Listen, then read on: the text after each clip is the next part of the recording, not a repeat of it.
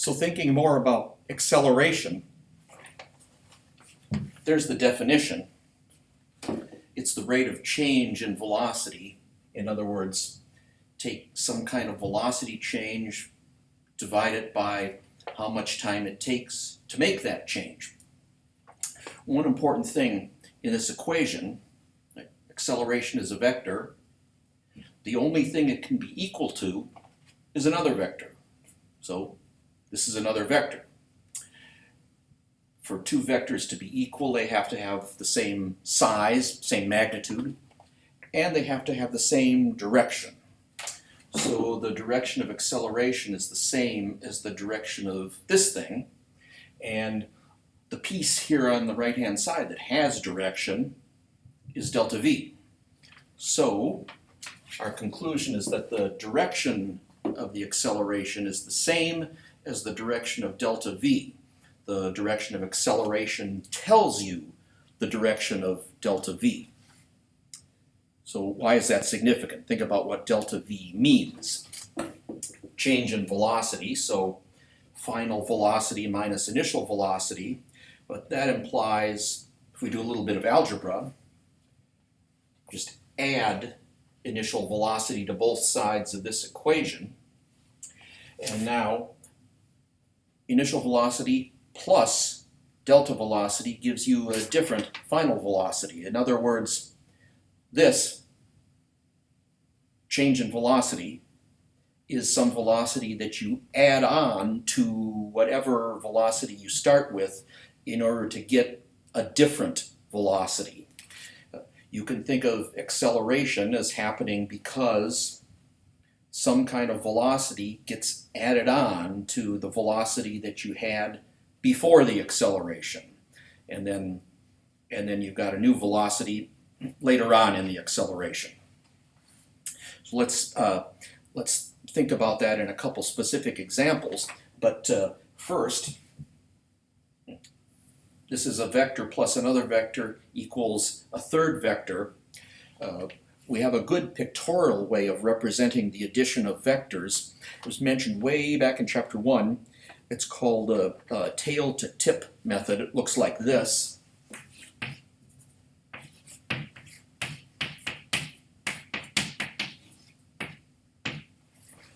Let's say we've got three vectors and we're going to add them together.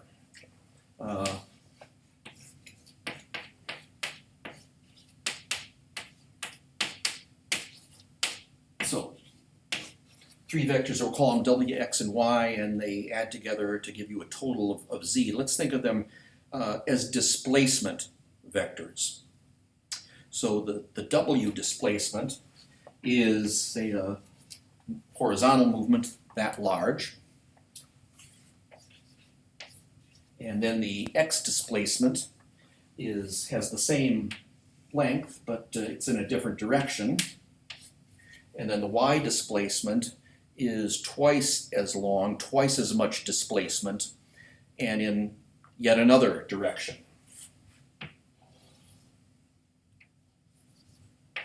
Like that. So let's add them together.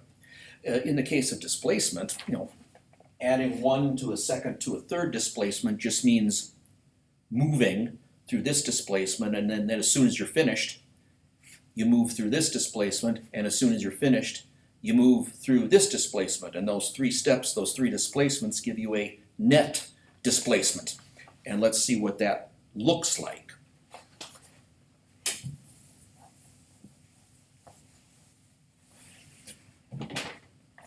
So first you move through the w displacement, and when you're finished, you started here and you finish here, but as soon as you're finished with the w displacement, you do the x displacement. So this is the end of the w displacement, and this location is also the beginning of the x displacement.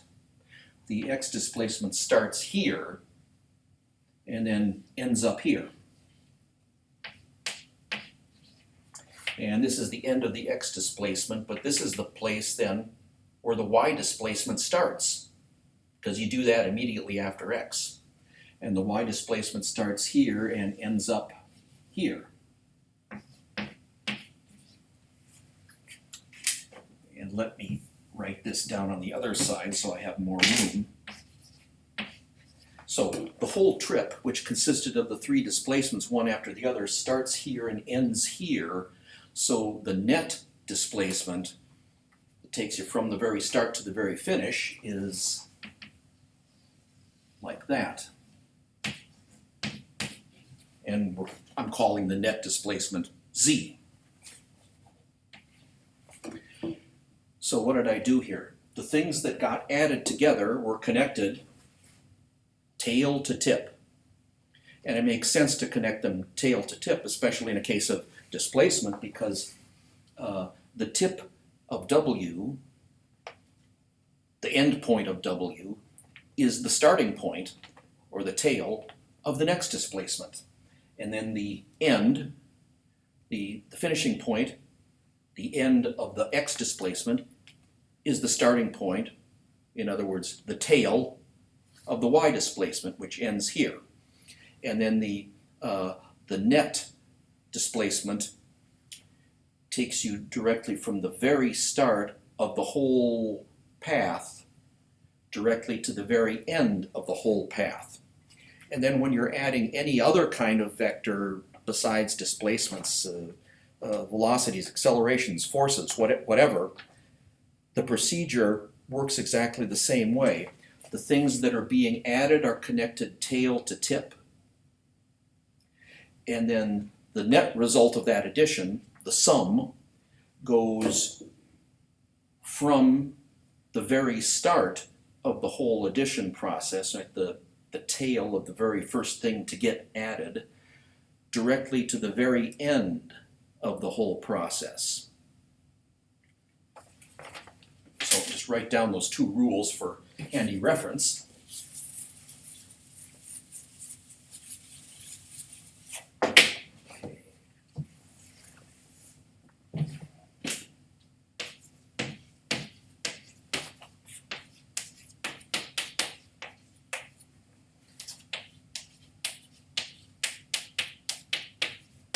Added vectors are connected tail to tip.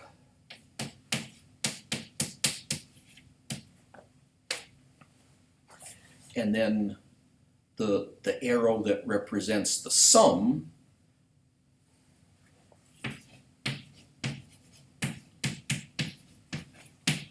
starts at the very beginning of the path. Once you've connected the vectors tail to tip, you've got sort of a path, something you could think of as a path. And the net change is just from the very beginning of the path to directly to the end of the path.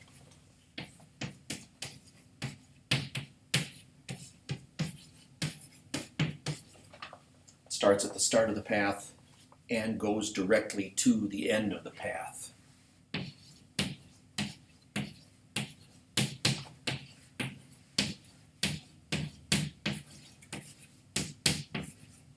Okay, so let's look at that in a case of some velocities that are changing, when there's some velocity and some acceleration going on here. So simple case, just imagine something falling. As it falls, it speeds up. So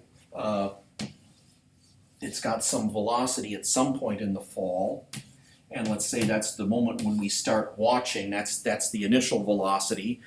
And then a little bit later it's still falling, but it's going faster. And you represent that with an arrow in the same direction, but longer, to indicate that the magnitude, the size of the velocity has gotten bigger.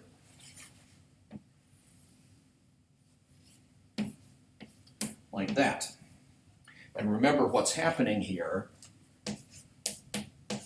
You've got some initial velocity, and acceleration happens because you add some velocity to that in order to get a different final velocity later on. So what kind of velocity do you have to add to this to get this? Right? You have to add that much velocity.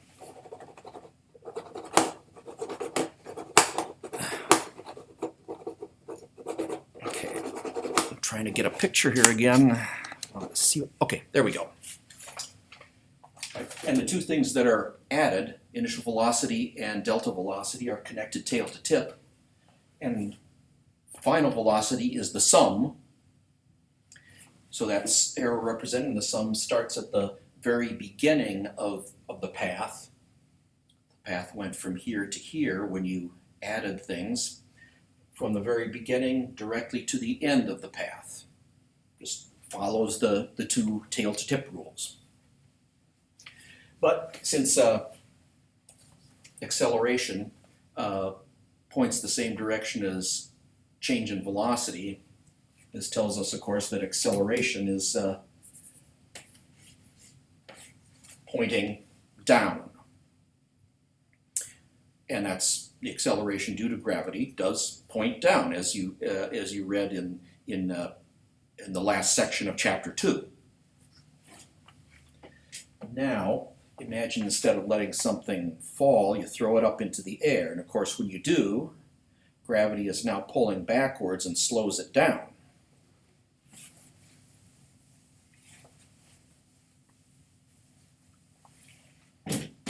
So, slows down, so it starts out, the initial velocity when you first start watching is bigger, and then the final velocity at the end of your observation is smaller. So, same thing.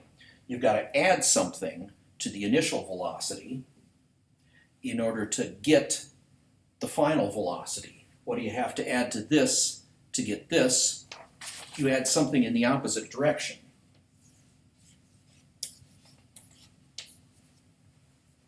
So, this velocity that you add on subtracts away, cancels out this much of the velocity that you started with, so you're left with only this much. Less velocity in the same direction. In other words, you have slowed down. But still, since delta v points down, that's the same as saying acceleration points down. And this was due to this came from the acceleration due to gravity, which we know points down.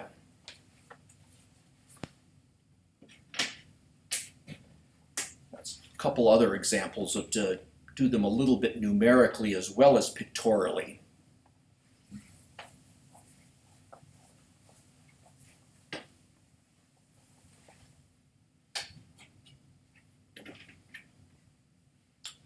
Let's say you got something now moving in the negative direction.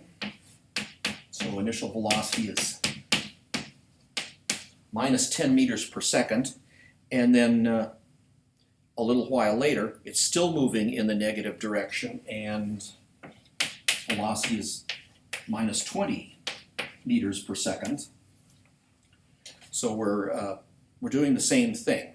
We're going to show what kind of delta v you have to add to the initial velocity in order to get the final velocity. Let's first numerically calculate what the delta v is.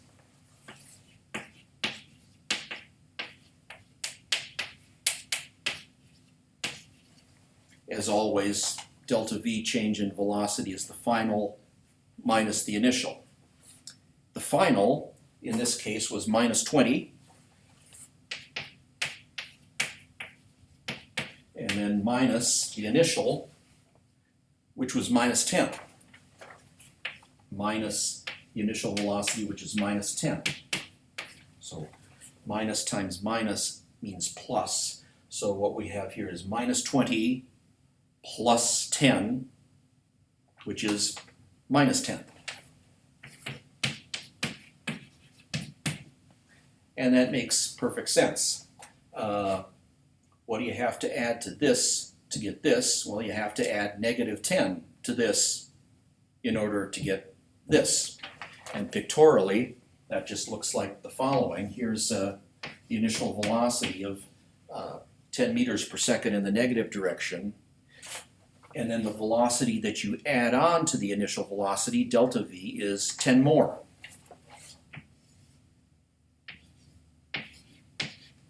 And so the final velocity that you end up with is just the sum of vi plus delta v, and the sum you represent with an arrow that goes straight from directly from the beginning of the path to the end of the path, like that. Right? The final velocity is always initial plus whatever you added on. And so in this case, delta v points to the left, points in the negative direction, so acceleration points to the left, acceleration points in the negative direction.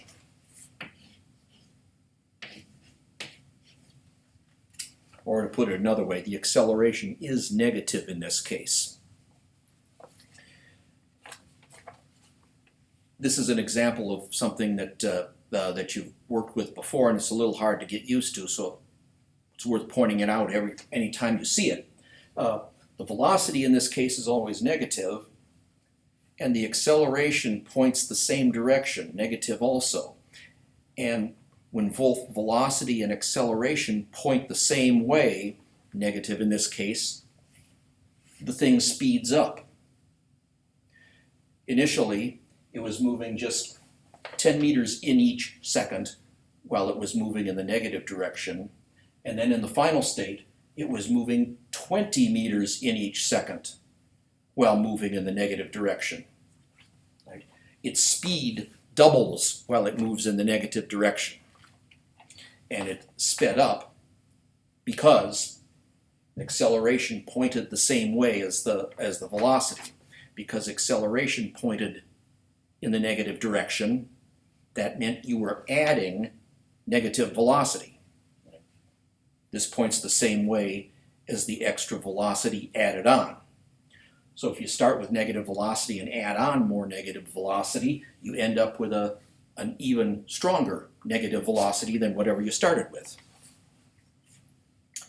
Okay, then just one more example.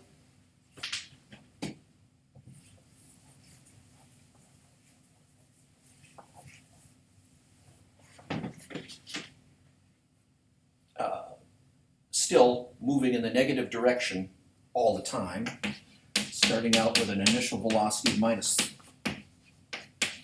30 meters per second and ending up with a final velocity of 20 meters per second. So in this case, what's the delta v? Again, just the final minus the initial. The final is minus 20 minus the initial velocity, which was minus 30. Again, minus times minus gives you a positive, so we have minus 20 plus 30. That gives us plus 10. In this case, the velocity added on to the velocity that you started with is positive velocity. So let's see what that looks like pictorially. You start out with some initial velocity, and then you add to it velocity in the other direction. You're adding on positive velocity. The delta v is positive. So the arrow representing delta v points opposite to this arrow, which represents something in the negative direction. And you're adding on, so the arrows are connected tail to tip. And remember, this has a size of 30, and this has a size of 10, so I'll draw this arrow about 1/3 the length of this arrow.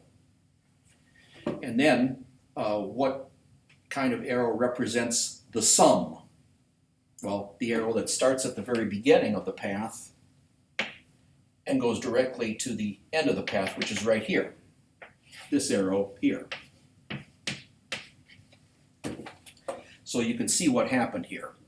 The final velocity is shorter arrow is shorter than the initial velocity arrow, indicating that the magnitude is smaller, went from 30 to 20, and that's because you added some positive velocity which canceled out this much of the negative velocity, and you're left over with just this much, minus 20.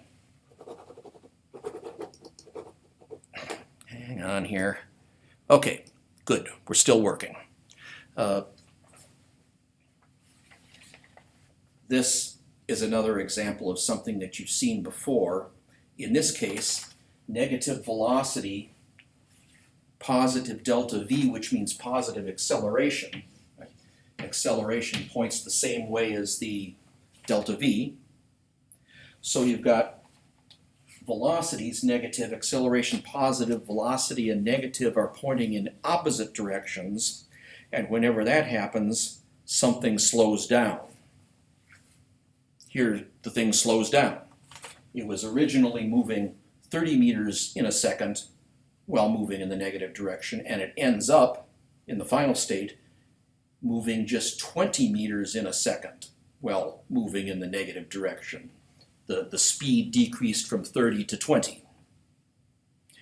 And that's part of the general pattern that always is true when the velocity and acceleration point in opposite directions. The thing slows down, because when the velocity and acceleration point in opposite directions, that means velocity and delta V point in opposite directions. So velocity this way, delta V the opposite way, that means delta V, the velocity that you're adding on, is always canceling out some of the velocity that you started with, because it's in the opposite direction from the velocity itself. And you're left with less velocity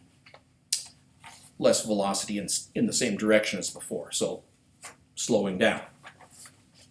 Okay, that's one of two big ideas that I wanted to deal with here. At this point, if you wanted to, you could stop and come back for the second half of the presentation, or just go right through it. I'll start the second presentation right now.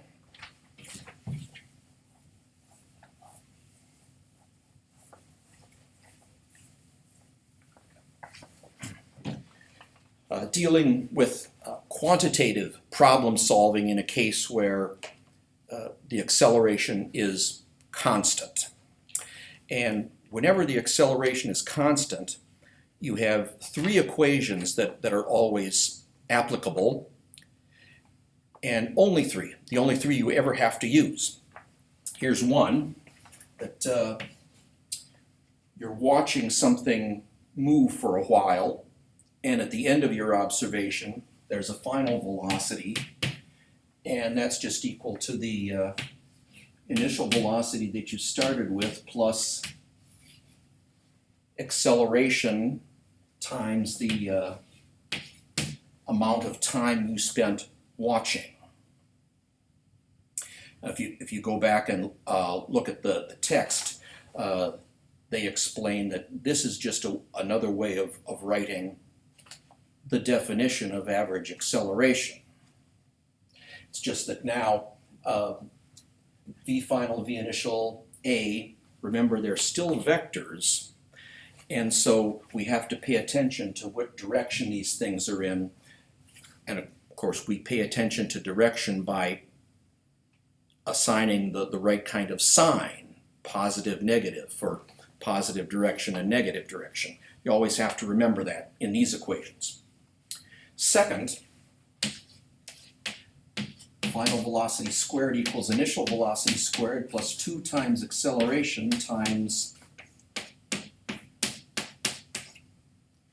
final minus initial location. This is just the displacement. And then third, final location equals initial location plus initial velocity times the amount of time you've spent watching, plus 1/2 acceleration times the length of time you've been watching squared. Okay, so the key idea here, and the key idea in many other kinds of quantitative problem solving, is to first be sure you understand everything there is to know about the problem before you try to dive in and solve it. As the problems get more difficult, that becomes a very helpful way to approach things. And understanding what everything about the problem means what? Well, I'll show you with a couple examples. First, imagine something like this.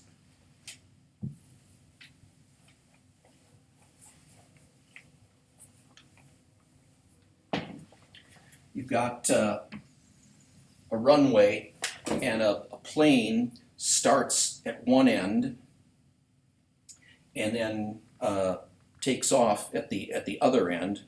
In order to take off, it needs to have a speed of 35 meters per second.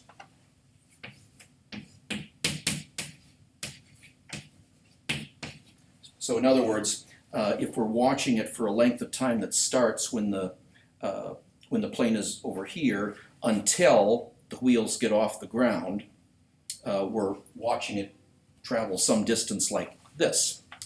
And we also know that the plane, as it moves down the runway, accelerates with an acceleration of 3 meters per second. That is, in every second, it's going 3 meters per second faster. In every second, 3 meters per second are added on to the previous velocity. That's really what this means. So, the question is, how long does the runway have to be in order to be long enough that the plane can take off? Long enough so that there's still runway all the way until the plane gets up to this speed.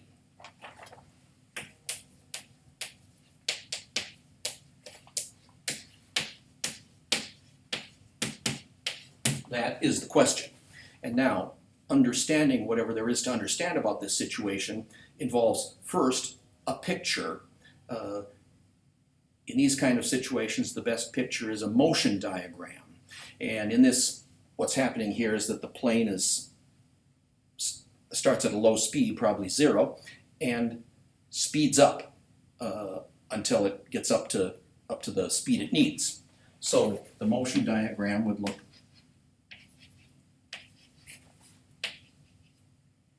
something like that. And we'll say at the end of the 5th time interval, that's the moment when the plane takes off. We don't know how long it takes the plane to move down the runway yet, so we don't know exactly how much time is in each of these time intervals. But the next thing, now that we have the motion diagram, you have to be clear about what kind of coordinate system you want to use. And this may seem simplistic, but if you fail to do this, you will make mistakes at some point. So think about it, stop and think about it. Well, a nice rule of thumb is that you usually want the positive direction to be in the direction of motion. The plane is moving this way, so let's make that the positive direction. And then the other way is the negative direction. And of course, in a coordinate system, you have to decide where 0 is. And a nice place to put 0 is usually wherever the motion starts. So 0 is right there, and then x increases as you move to the right. That's the coordinate system. Okay, that's part of doing what needs to be done in order to understand and be clear, absolutely clear about everything you know. The other part is just writing down what you know numerically. In any of these kinematic situations, there are 6 numbers, only 6, that you need to keep track of. The initial location, the final location, initial velocity, final velocity, acceleration, and the amount of time it took for all this stuff to happen, the length of the time interval. So the initial location, just where the motion started, well, the way we set up the coordinate system, that's at x equals 0. The final location is here. We don't know where that is, but in fact, that number, whatever it is the answer to the question that we're asking.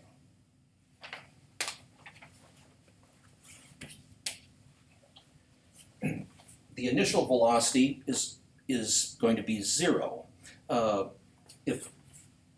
If a runway is long enough for a plane to take off, it has to be long enough for it to take off if it started at rest. Right? If it's already got some speed when it goes onto the runway runway could conceivably be shorter, but you want to make it long enough for all possible cases, like one where the runway, where the plane starts at 0, and so it has to speed up, take more time, more distance to speed up. So to be sure that you've got a runway that's long enough, you want to have a runway that's long enough for a plane that starts at 0 speed to accelerate up to the 35 meters per second that it needs to take off.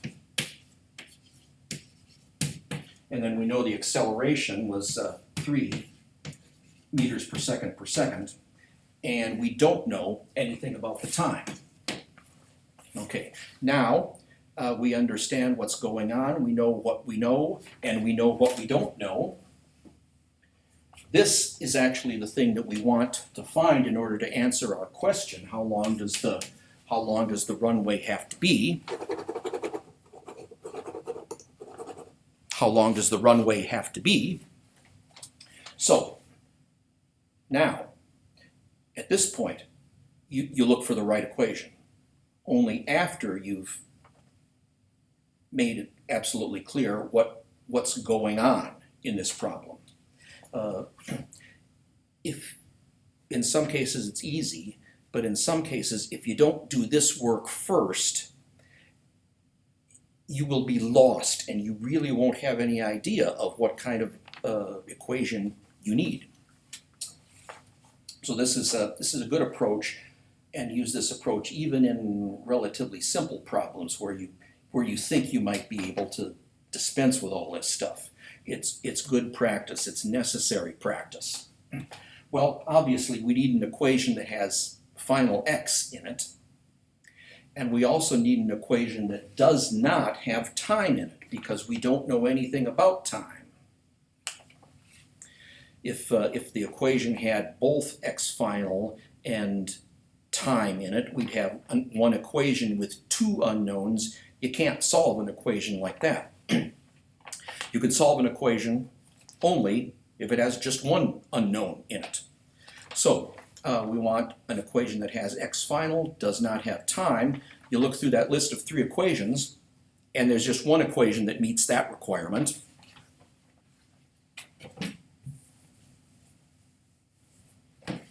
It's this one. V final squared equals v initial squared plus 2 acceleration x final minus x initial.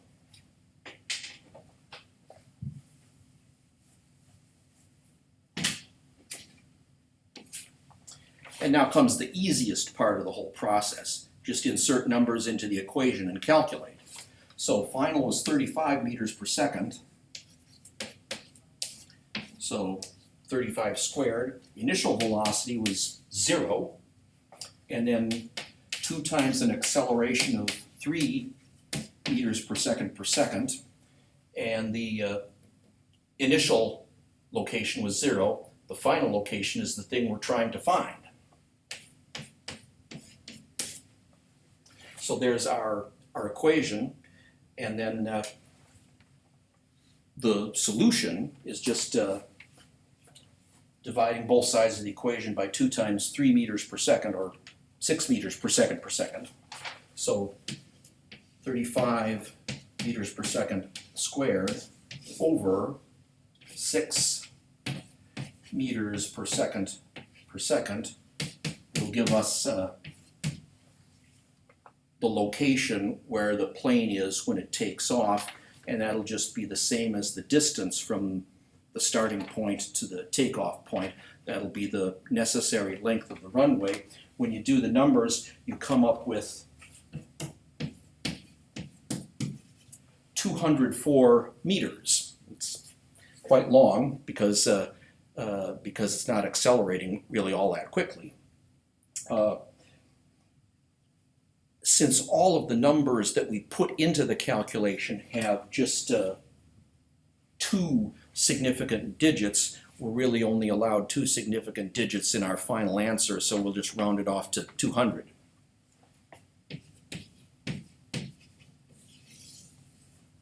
(200 meters). Okay, let's look at one more.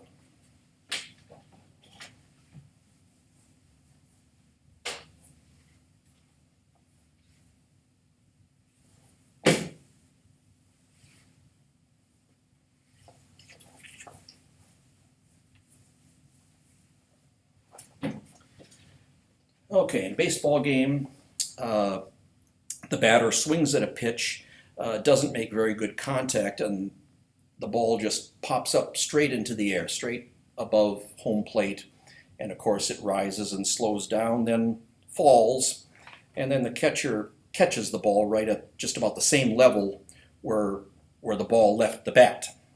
So you've got a path kind of like that. And what we know, we're able to measure the speed of the ball at the moment it leaves the bat. The initial velocity is upward, and it is 30 meters per second.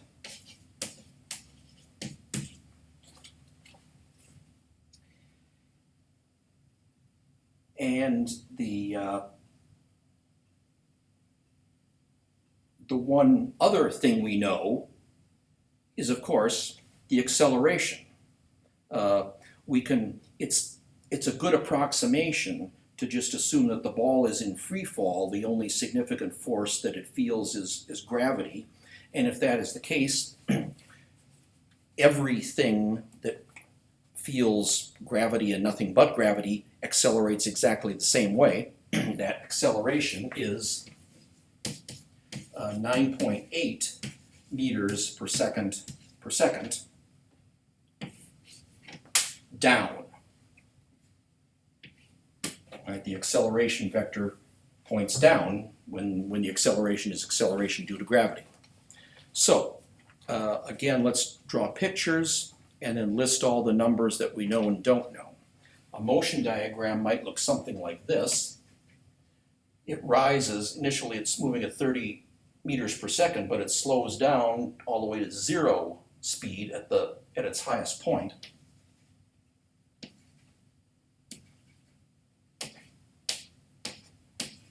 And let's say at the end of 3 time intervals, it's at the highest point, 0 speed, and then it falls.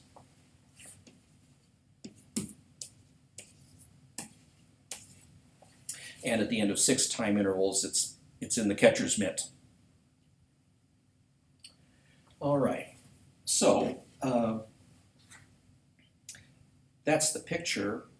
Next, what? Coordinate system. You have to know what the coordinate system looks like. And I said before that it's good to put the positive direction in the direction of motion. Well, in this case, there's both up motion and down motion. So you could put the positive direction either way, up or down, but more often than not, we're used to saying up is the positive direction. Let's stick with that. And then the other part of a coordinate system is deciding where 0 is. And it's usually convenient to put 0 right where things start, which is right here.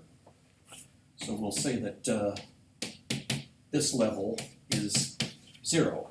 At the beginning of the whole motion, it's at an elevation of 0, and then six time intervals later, it's back at x equal to 0. So that's the picture. Now what are those 6 numbers like in this case? It started out at 0, and in this case it ends up at 0. Final location is 0 also. It's a round trip. And then initial velocity is 30 meters per second. Final velocity, we don't know. We could figure it out, but let's not bother. Let's just say we don't know what it is. Then the acceleration is acceleration due to gravity, which is 9.8 meters per second down, but down is the negative direction. So that acceleration is a negative 9.8. You must be careful to, in this particular problem, to put in the correct sign. Otherwise, you will get the wrong answer.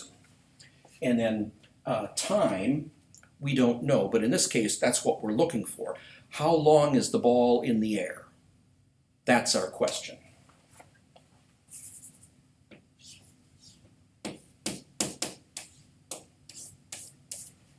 That's the question we're asking. So, to calculate that, we need to have an equation that does have time in it,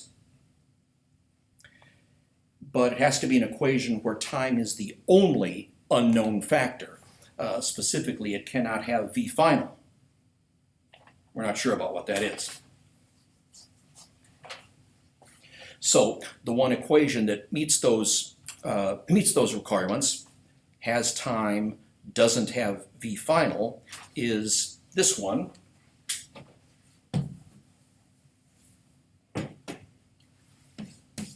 Final x equals initial x plus initial velocity time spent in the air plus 1/2 acceleration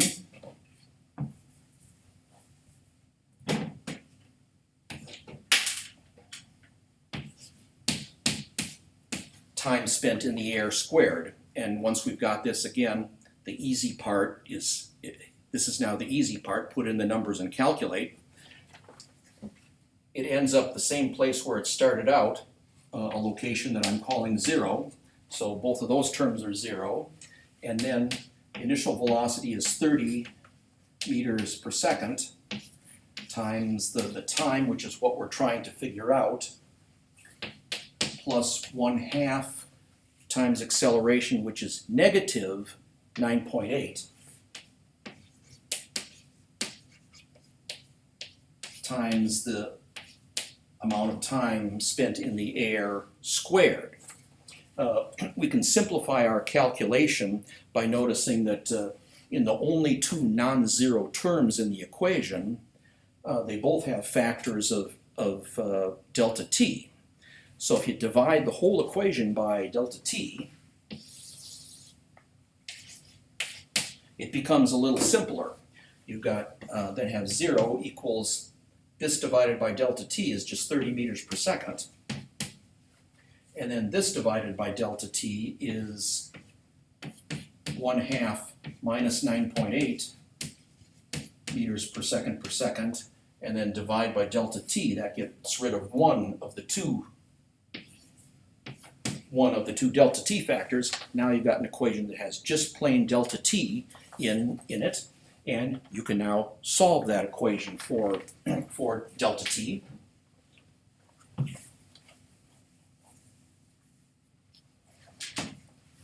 Move this to the other side of the equation by subtracting 30 meters per second from both sides of the equation, and then what you have is minus 30 meters per second equals 1/2 minus 9.8 meters per second times the time. So half of this is just minus 4.9. So divide both sides of the equation by minus 4.9 and you have minus 30 meters per second divided by minus 4.9 meters per second. That's the time. And it works out nicely because negative number divided by a negative number is positive. The length of a time interval has to be positive. So that's going to be just a little bit more than 6 seconds. To be precise, a little more precise, 6.02 seconds. But again, since we have only 2 digits in the numbers we used for the calculation, we're only allowed 2 significant digits in our answer, so we have to just round it off to 6.0 seconds.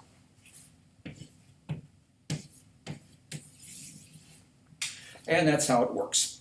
And so you'll have a simple little exercise, a little bit simpler than these, to in the post video lecture exercises, and then we'll practice this a lot more in class.